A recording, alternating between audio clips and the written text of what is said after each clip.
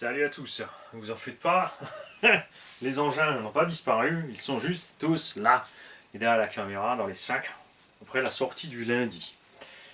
On va les sortir ensemble des sacs de transport, on va voir qu'est-ce qui leur est arrivé, dans quel état ils sont, et on va causer un peu prix de réparation.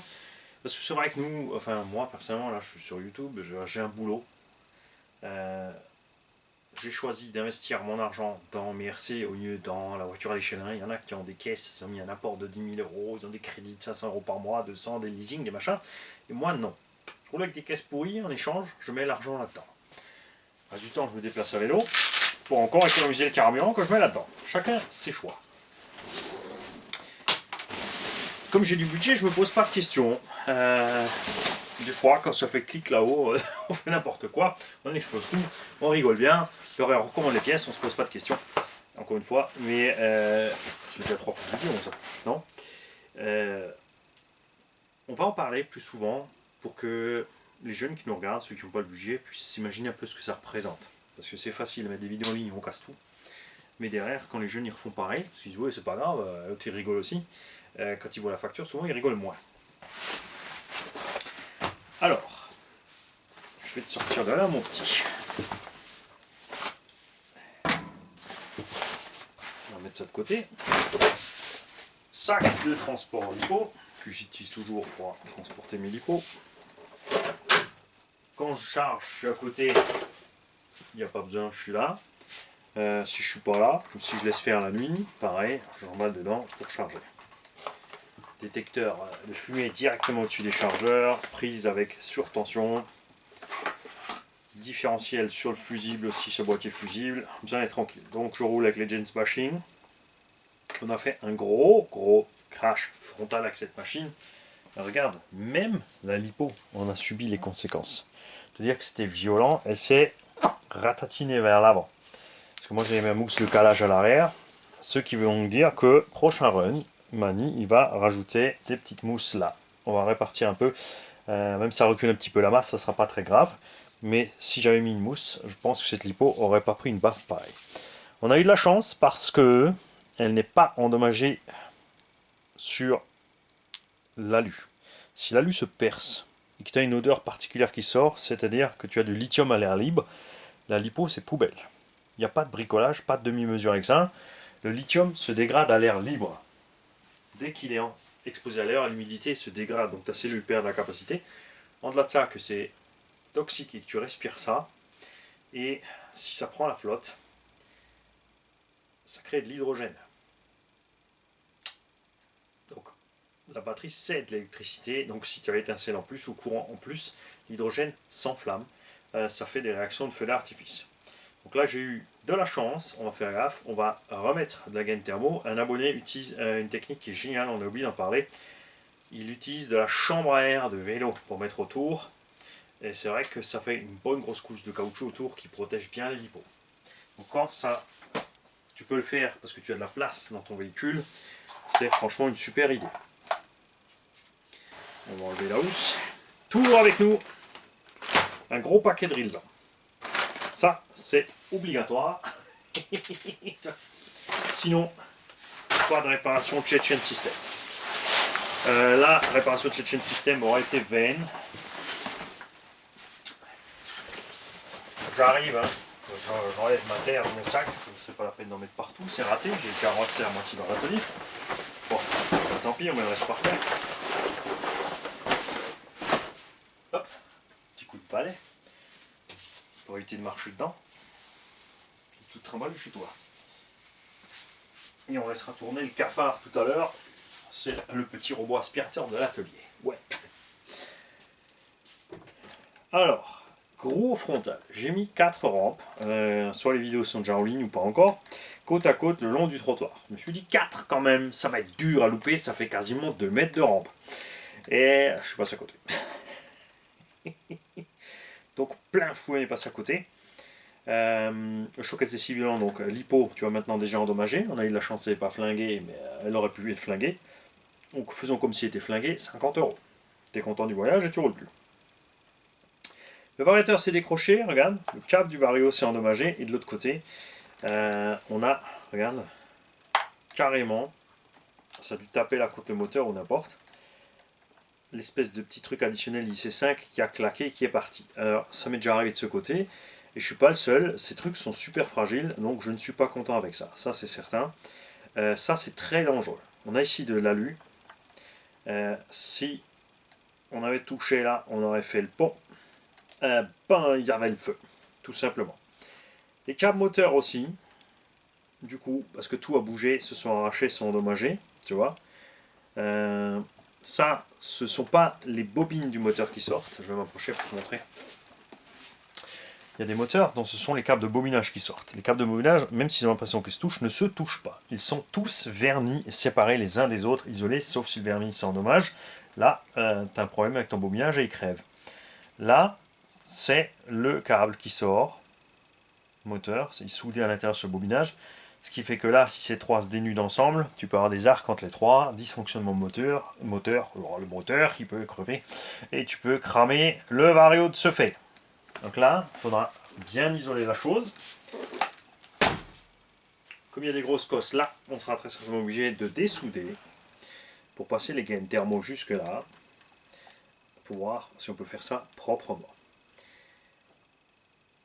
Vu le dessus, tout va bien. Ce qui nous est arrivé d'autre, c'est le cadre arrière qui est sorti sur un roulé boule en étoile, un grand classique sur le REVO, dû au fait qu'il n'y a pas de butée, tu vois, en bas, pas de butée, ça descend.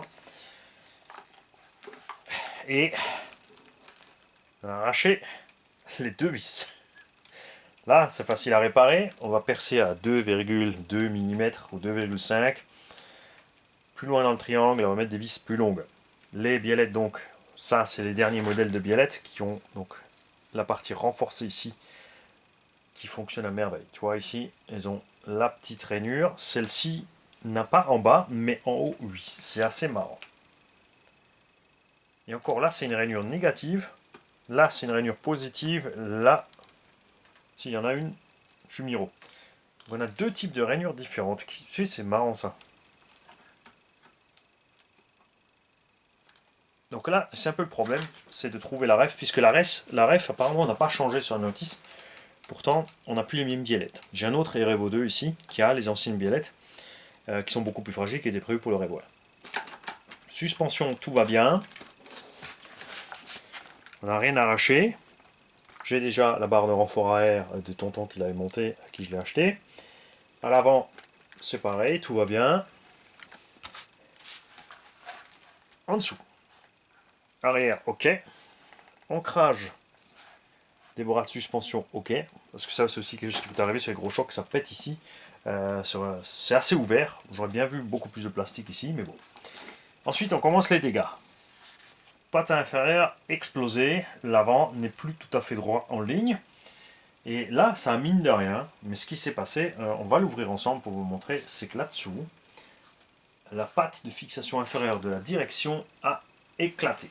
Et vous allez vous marrer parce que sur le second choc, parce que je me suis craché encore sur le pif, bien, et bien la direction s'est remise. Hein, mais on va l'ouvrir ensemble. Là, on voit bien qu'il y a un problème de kick-up qui n'était pas au premier impact. Et là-dessous, on voit aussi, on va le faire ensemble, que le bulkhead avant inférieur est fissuré.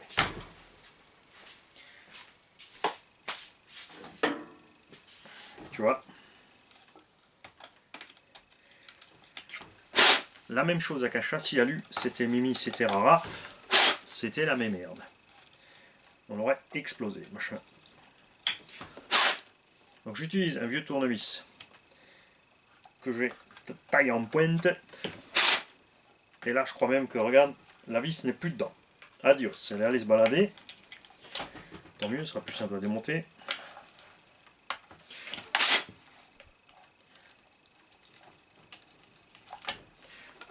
Alors normalement, le décrotage, je le fais à côté. Moi, c'est pas trop crade, ça va. Petit coup de soufflette, ça va bien. Ce qui est bien chez Traxa, justement, c'est cette modularité, c'est les petits éléments qui fait que les coûts de réparation sont pas trop élevés finalement par rapport à ce qu'elle a subi en général. Je dis bien en général. patin avant, il faut le tirer vers l'avant, parce qu'il est emmanché ici. Il est entier. Grattez bien la terre, comme ça vous pouvez voir s'il y a des morceaux qui ont volé ou pas. Donc là ça va bien. On va mettre un bac, parce que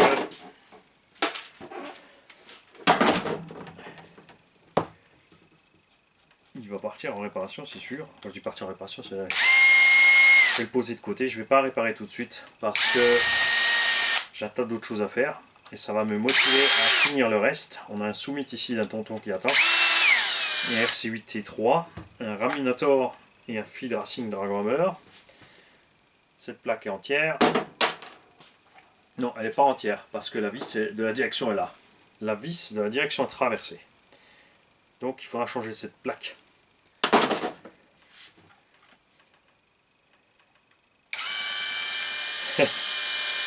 Celle-là, elle est tordue. Elle a encore le petit morceau de plastique dessus. Poubelle.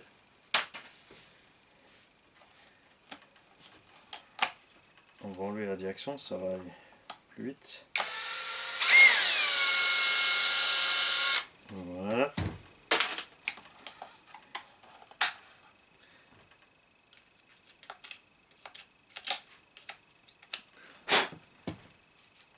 Ne vous inquiétez pas, on va s'approcher.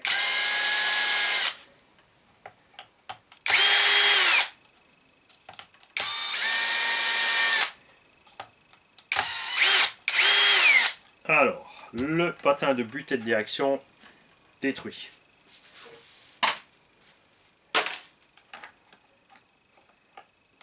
Alors, vous savez quoi, on va enlever les roues. Comme ça, vous allez mieux voir. Et comme je ne vais pas la réparer tout de suite, je pourrais me servir des roues ailleurs, genre sur le Max. Le Max aussi, vous inquiétez pas, il a une petite casse, pas grand chose, et on avait modifié la fixation de batterie, on l'a rehaussé, mais c'était une mauvaise idée avec les M3, parce que d'origine c'est M3, donc on a laissé du M3, on a mis des rehausses, et sous les gros chocs, avec le poids de la batterie en 6S, et ben la batterie a réussi à sortir de l'engin. Donc ça aussi c'est pas formidable, tu vois.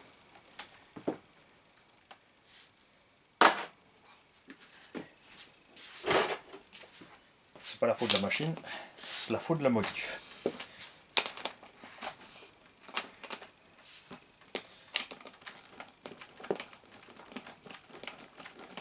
Les cardans, d'ailleurs, tant que je suis en train de tourner, niveau des roues, ça tourne encore rond. Donc, Coralie, jetez un œil sur la ferraille Praxas. Parce que là, les triangles se plient aussi, se tordent aussi. Pourtant, les cardans, eh bien, ils s'en sortent bien. Même si, perso, je préfère l'acier ressort, comme chez Serpent, Hot Bodies, etc. Parce que justement, ça se plie, mais ça revient. C'est flex. La direction en elle-même n'a rien. Et le patin inférieur non plus. Sur le terrain, je pensais que c'est ça qui avait claqué. Et bah si, regarde, voilà. Hein? Hop.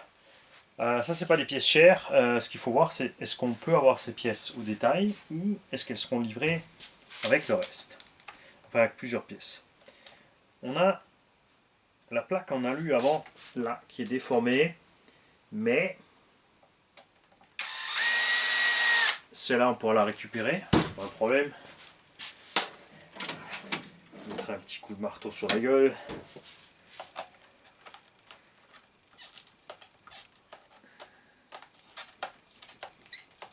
Je vais enlever les deux axes ici parce qu'on va séparer le bulkhead.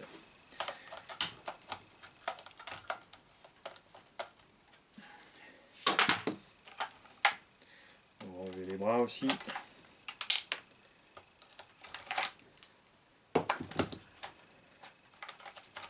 Alors évidemment, une fois que tu as craché, que tu as pété quelque chose, l'engin est fragilisé. Après, je suis allé me lancer dans les sauts en longueur.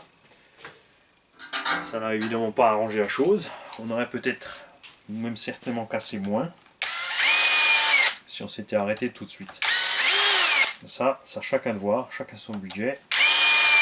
Moi, une fois que j'ai pété un bout sur une bagnole, généralement, je l'achève. C'est mon choix. C'est moi que ça amuse. Et c'est normal. J'ai acheté la machine pour m'amuser.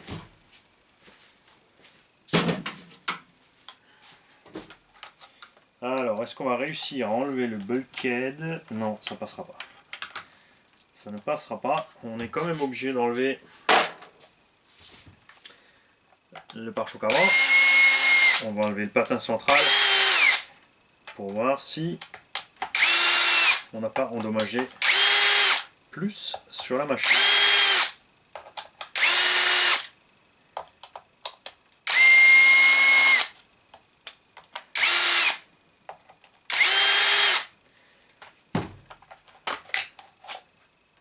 Lui, il est réglé. On va juste garder la petite trappe d'accès au cardan. Les cardans centraux sur RFO 2, autant sur les RFO 1, on les pétait régulièrement, on les changeait. Autant maintenant avec le diff central, faut dire ce qui est, et ben, on s'en sort super bien. Et j'aime bien parce que c'est une pièce fusible pour la transmission. Si ça coince trop, je préfère péter un tube de cardan que d'exploser le reste. Donc là, on va enlever le pare-choc à l'avant.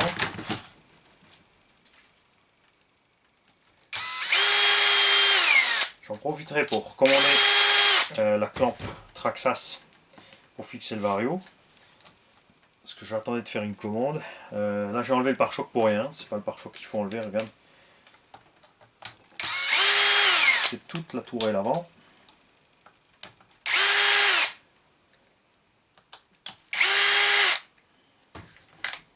Voilà. Je suis surpris parce qu'on est tombé un paquet de fois sur l'arrière. J'ai laissé le support d'aileron et l'aileron d'origine pour l'instant. Bon, on a le gros pare-choc Summit en plus, on a le renfort en plus. Et on n'a pas encore explosé l'arrière de la machine. Là quand même, hein, frontal dans un trottoir. Et la bécane est toujours là.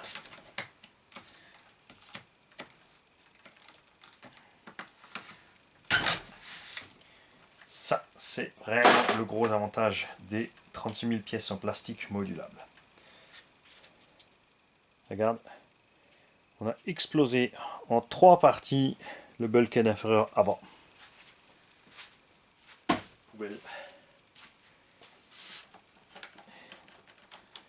On va sortir le diff.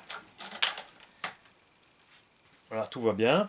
Nickel. Ça, c'est de la dentition, hein, pas notre vide complète là. Alors, hein, dentition de vieille mémé, toute petite, pignon d'attaque, nickel chrome. Et le bulkhead supérieur n'a rien. Après, il faut voir maintenant si c'est vendu séparément ou pas. Pour les coûts que ça va donner au final. On va encore checker autre chose. Les petits circlips sont au-dessus. Parce que des fois, quand ça va taper, là, ça frotte. Ça fait dégager les circlips. Mais là, tout va bien. Voilà. Ce qu'on va faire pour éviter donc de décrocher de temps en temps les cardans horaires sur certains débattements, c'est ce que j'ai fait sur les autres aussi, il va le faire quand même là, même si maintenant avec les nouvelles biellettes ça va mieux.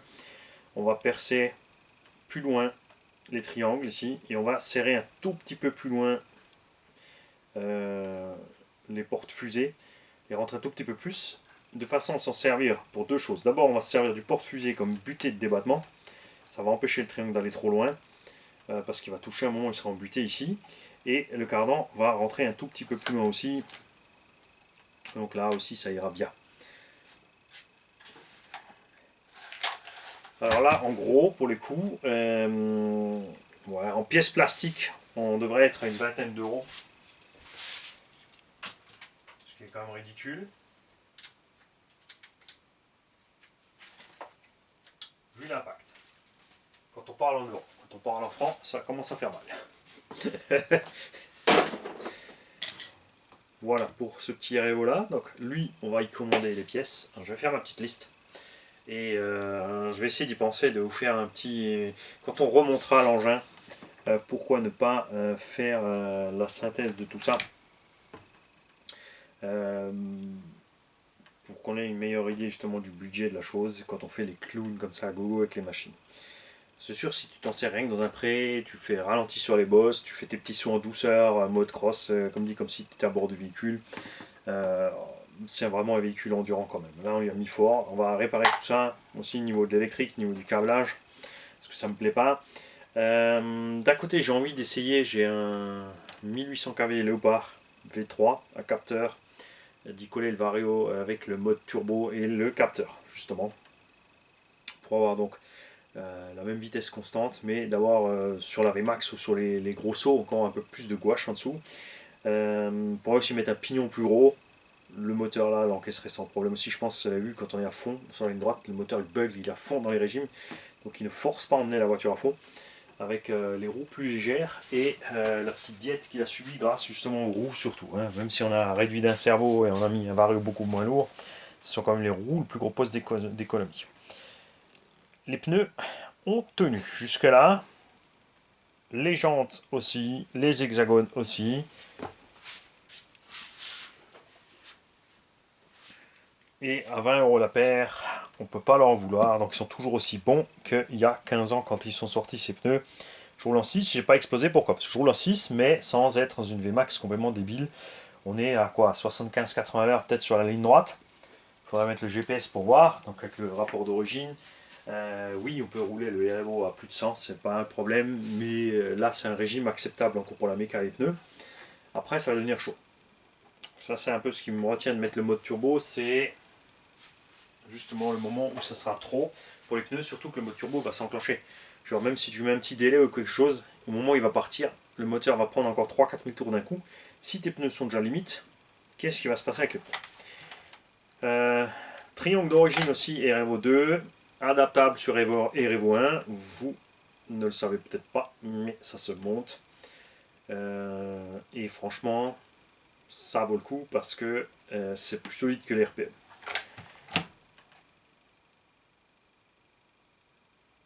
J'ai oublié quelque chose? Non. Là aussi, on a un aileron super flex. Hein. Tu vois, pas besoin de faire de la pression TPU de 200 grammes. Et, et voilà. Je me suis renseigné, je voulais prendre, puisque l'autre Erevo qu'on a ici n'a pas ces biellettes là, je me suis dit tiens allez, je me prends les biellettes à lui pour moi et j'installe ces biellettes sur l'autre Erevo là-bas, Erevo 2, 1, 2, 3 ici, Erevo 2 qui sera à vendre. Pour qu'il soit déjà équipé de ces biellettes, parce que voilà, c'est plus fiable, c'est clairement plus fiable, il n'y a pas photo, mais 35 à 40 € la paire, en gros. Enfin, j'ai vu le prix le plus bas que j'ai vu, c'est 27 ou 28 €, mais il y a les frais de port. Donc x2 de 50 €. Enfin, en gros, 60 € pour changer 4 biellettes. C'est 10% du prix du véhicule quasiment. Et c'est pas acceptable juste pour ces 4 biellettes. Surtout que les biellettes acier tiennent bien. Elles sont un petit peu tendues quand même. Si tu les regardes bien, elles ont une ou l'autre qui est un petit peu tendue. Mais bon, c'est pas très grave. Je vous laisse là. Vous aurez la suite sûrement demain ou après-demain. Moi, je vais faire dans la foulée. Je vais donc, comme dit, descendre chaque machine dans l'atelier et on va regarder à l'intérieur de chaque machine ce qui s'est précisément passé. Puisque je ne fais pas de cachotterie ici. Salut.